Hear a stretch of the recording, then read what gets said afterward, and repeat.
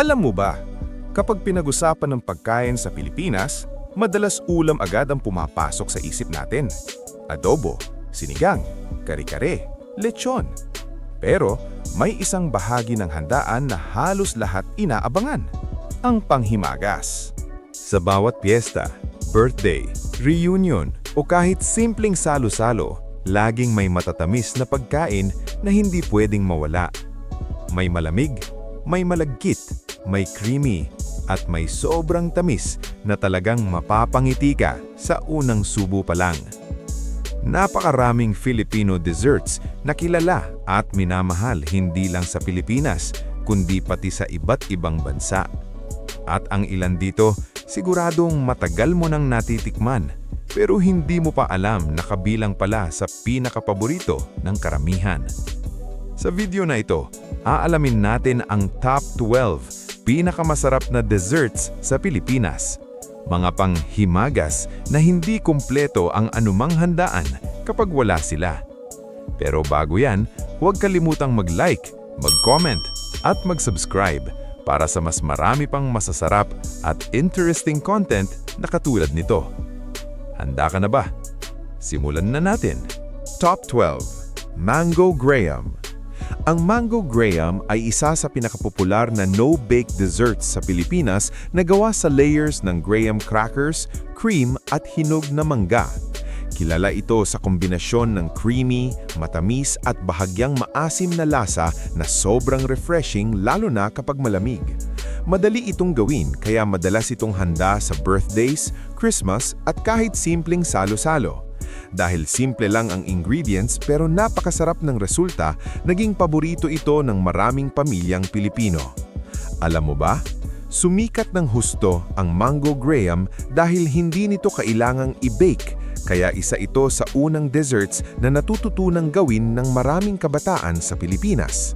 Top 11. Biko. Ang biko ay isang tradisyonal na kakanin na gawa sa malagkit na bigas, gata ng niyog at arnibal na asukal na nagbibigay dito ng malagkit at matamis na texture. Karaniwan itong may latik sa ibabaw na nagbibigay ng dagdag na aroma at lasa. Madalas itong ihain tuwing fiesta, handaan at mga espesyal na okasyon bilang simbolo ng kasaganaan.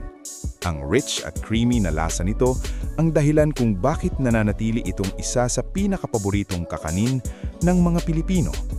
Alam mo ba? Sa ilang probinsya, ang paghahanda ng biko ay bahagi ng tradisyon tuwing fiesta dahil pinaniniwalaang nagdadala ito ng swerte at kasaganaan.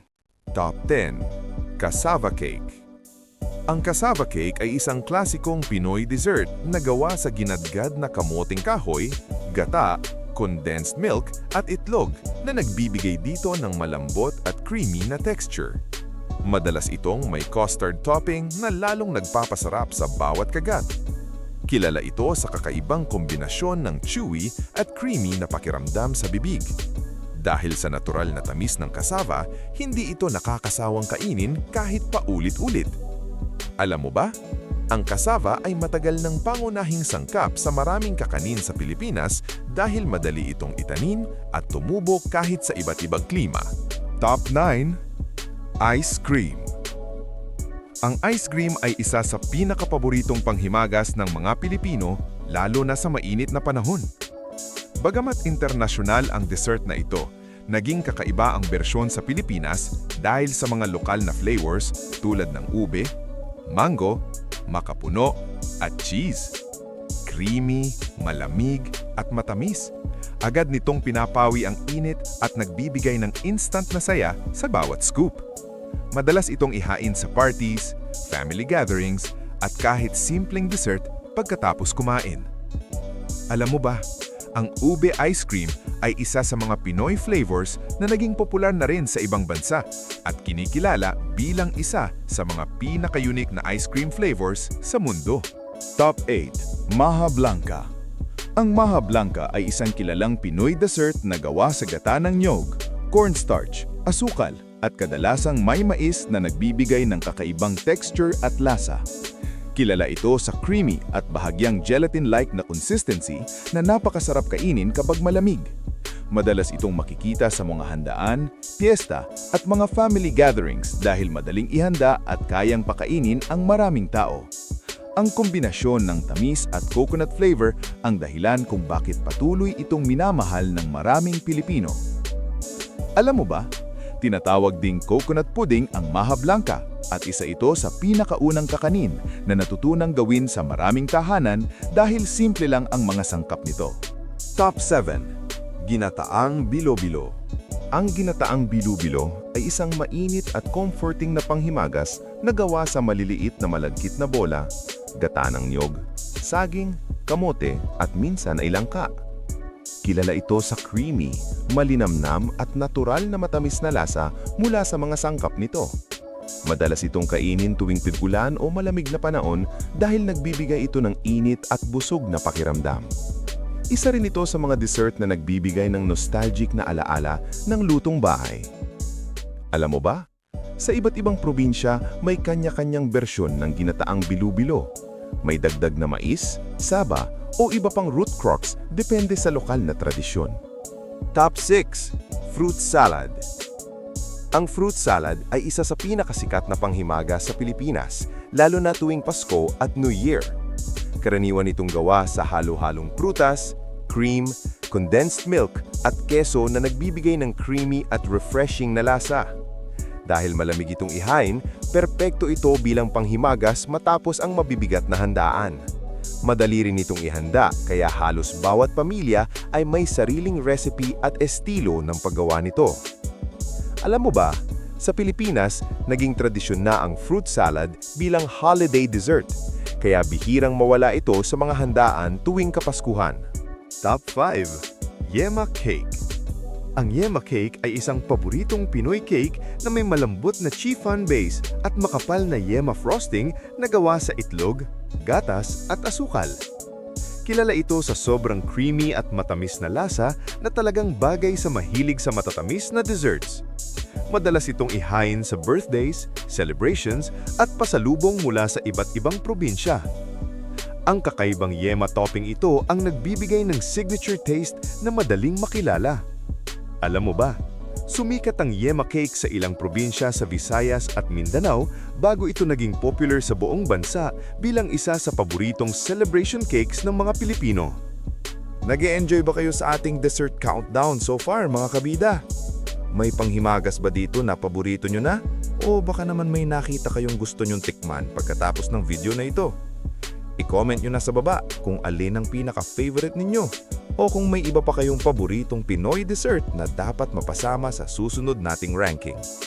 Balik tayo sa listahan. Top 4. Ube Halaya.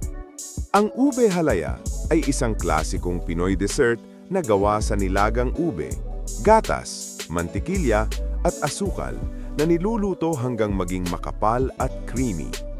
Kilala ito sa matingkad nitong kulay ube at sa natatangi nitong matangis at nutty na lasa. Madalas itong ihaing bilang dessert o ginagamit ding sangkap sa iba pang desserts tulad ng halo-halo at cakes. Dahil sa kakaibang flavor nito, naging isa ito sa pinaka-iconic na matatamis na pagkain ng Pilipinas. Alam mo ba, ang ube ay naging global sensation sa mga nakaraang taon at maraming international bakeries ang gumagawa na rin ng ube-flavored pastries dahil sa kasikatan nito. Top 3. Buko Pandan. Ang buko pandan ay isang refreshing dessert na gawa sa strips ng pandan jelly, buko, cream at gatas na nagbibigay ng mabango at creamy na lasa. Kilala ito sa kombinasyon ng coconut at pandan aroma na talagang nakakatakam lalo na kapag malamig. Madalas itong ihain sa mga handaan dahil magaan ito sa panlasa kahit matapos ang mabigat na kainan. Ang natural na bango ng pandan ang nagbibigay dito ng kakaibang identity kumpara sa ibang desserts. Alam mo ba, ang pandan leaves ay tinatawag na Asian vanilla dahil ginagamit ito sa maraming desserts sa Southeast Asia para sa natural na bango at kulay. Top 2. Halo-halo. Ang halo-halo ay isa sa pinakasikat na Filipino desserts na binubuo ng pinaghalong yelo, gatas, prutas, beans, gulaman, leche flan at kadalasang may ube ice cream sa ibabaw. Kilala ito sa kakaibang kombinasyon ng iba't ibang sangkap na nagbibigay ng sari-saring lasa at texture sa bawat subo. Perfect itong pampalamig sa mainit na panahon, kaya madalas itong hanapin ng mga Pilipino tuwing tag-init. Dahil sa uniqueness nito, kinikilala ang halo-halo bilang isa sa pinaka-representative desserts ng Pilipinas. Alam mo ba, ang salitang halo-halo ay literal na nangangahulugang mix-mix dahil kailangang haluin muna ang lahat ng sangkap bago kainin upang makuha ang buong lasa nito. Top 1. Leche flan. Ang leche flan ang itinuturing na hari ng mga Pinoy desserts dahil sa napakalambot, creamy at mayamang lasa nito na gawa sa itlog, gatas at caramelized sugar. Madalas itong makikita sa halos lahat ng handaan, mula birthday hanggang fiesta at holiday celebrations. Ang matamis na caramel sa ibabaw at ang makinis na texture nito ang dahilan kung bakit paborito ito ng maraming henerasyon ng Pilipino. Simple man ang itsura, ang sarap nito ay tunay na pang number 1. Alam mo ba, ang leche flan sa Pilipinas ay mas mayaman at mas creamy kumpara sa ibang bansa dahil mas maraming egg yolks ang ginagamit sa recipe nito. At ayan na nga, ang top 12 pinakamasarap na desserts sa Pilipinas.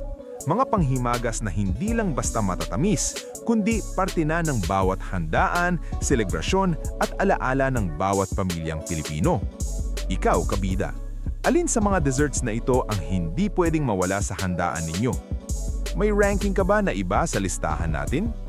At kung papapiliin ka ng isa lang, ano ang magiging number 1 mo? Leche flan ba? Halo-halo? O may iba kang personal favorite? I-comment mo na sa baba ang sagot mo. Baka ang dessert na paborito mo ang next nating mai-featured sa ating video. Tandaan, ang pagkain ay hindi lang tungkol sa lasa, kundi sa mga alaala at taong kasalo mo habang ito'y kinakain. At kung nagustuhan mo ang video na ito, huwag kalimutang mag-like, mag-share at mag-subscribe para sa mas marami pang masasarap at exciting na countdowns. Salamat sa panonood! Hanggang sa muli, kabida!